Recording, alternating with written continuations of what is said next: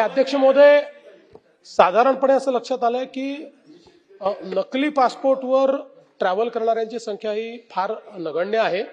कारण त्या संदर्भात आता इंटरनॅशनली ज्या व्यवस्था झालेल्या आहेत त्या महत्त्वाच्या आहेतच.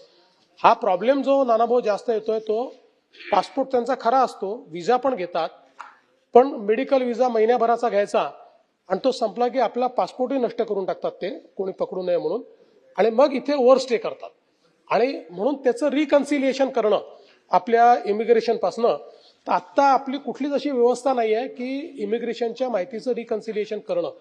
तर ही व्यवस्था आता आपण मुंबईमध्ये सुरू करतो आहोत. जेवढे लोक मुंबईत येतात आणि त्यांची जी काही जाण्याची डेट असेल तर ते गेले की नाही व्हिसा संपायच्या आत या संदर्भातली सगळी माहिती ही पोलीस घेणार आणि त्या संदर्भातली कारवाई आपण करू. आपण जे विचारलं तर जवळपास असे जे काही आपण विदेशी नागरिक जे या सगळ्या ड्रग डीलमध्ये होते असे जे काही आपण पकडले त्यातले 68 लोक ऑलरेडी आपण डिपोर्ट केलेले आहेत. 122 लोक आपल्या डिटेन्शन सेंटरला आहेत ज्यांना आपण डिपोर्ट करणार आहोत.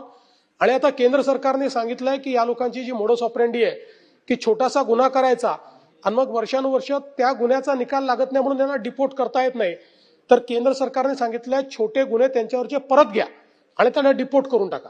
म्हणजे मग टेक्निकली त्यांना जो काही एखादा छोटासा गुन्हा करून 2-2, 3-3 वर्ष इथे राहता येतं ती त्यांची फॅसिलिटी संपवून टाका आणि त्या ठिकाणी त्यांना इमिजिएट डिपोर्ट करा. त्या दृष्टीने आपण मोठ्या प्रमाणात डिपोर्टेशन जे आहे ते सुरू केलेलं आहे. आपण कॅफेच्या संदर्भात जे सांगितलं निश्चितपणे त्यावरही कारवाई केली जाईल.